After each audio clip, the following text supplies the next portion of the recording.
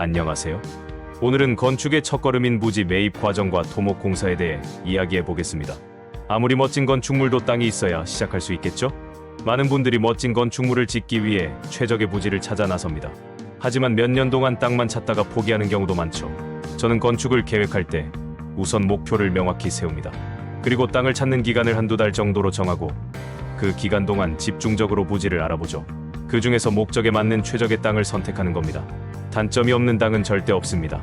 혹시나 정말 완벽한 토지를 찾았다면 분명 가격이 많이 비쌀 겁니다. 그렇다면 어떻게 해야 할까요?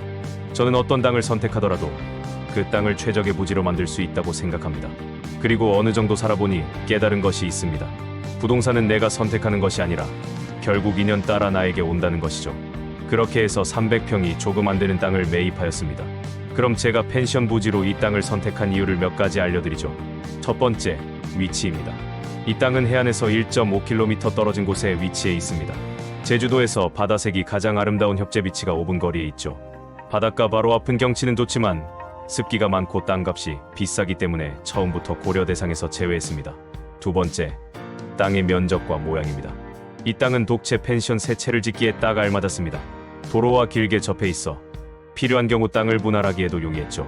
세 번째, 결정적인 이유는 주변 토지의 상황이었습니다.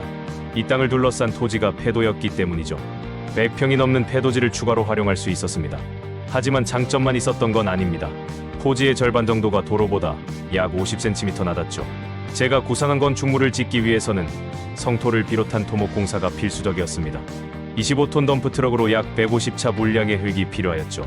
하지만 이런 것들은 저에게 전혀 문제가 되지 않았습니다. 아무래도 건축 경험이 적은 일반인 분들은 이런 공정에서 어려움을 겪고는 하죠. 하지만 좋은 그림을 그리려면 캔버스가 좋아야 하듯 원하는 건축물을 짓기 위해서는 바닥을 제대로 다지고 출발해야 합니다. 성토 작업에 대해서 조금 더 자세히 설명드리겠습니다. 토지에 접한 도로는 완만한 경사가 있었습니다. 반면 매입한 땅은 밭으로 경작 중이었고 수평이 맞춰진 상태였죠.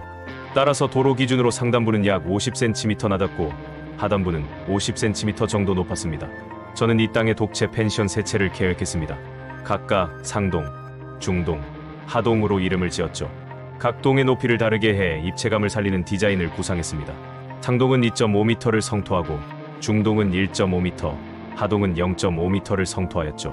특히 상동은 높이가 가장 높다 보니 다짐에 각별히 신경을 썼습니다. 우선 25톤 덤프트럭을 이용해 흙을 반입했습니다.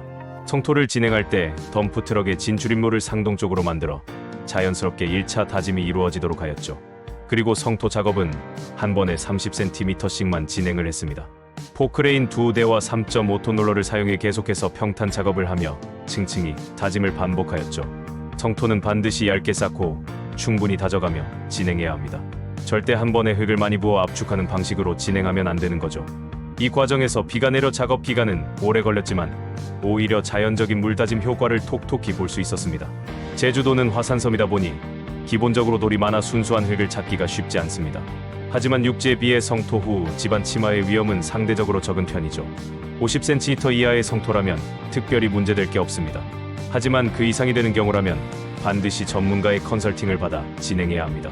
혹시라도 잘못 시공하면 건축물의 기초에 치명적인 문제가 발생할 수 있기 때문이죠. 부지 매입과 토목 작업은 건축의 시작이자 정말 중요한 단계임을 잊지 마세요. 다음 영상에서는 건축물의 설계 과정에 대해 설명드리겠습니다. 감사합니다.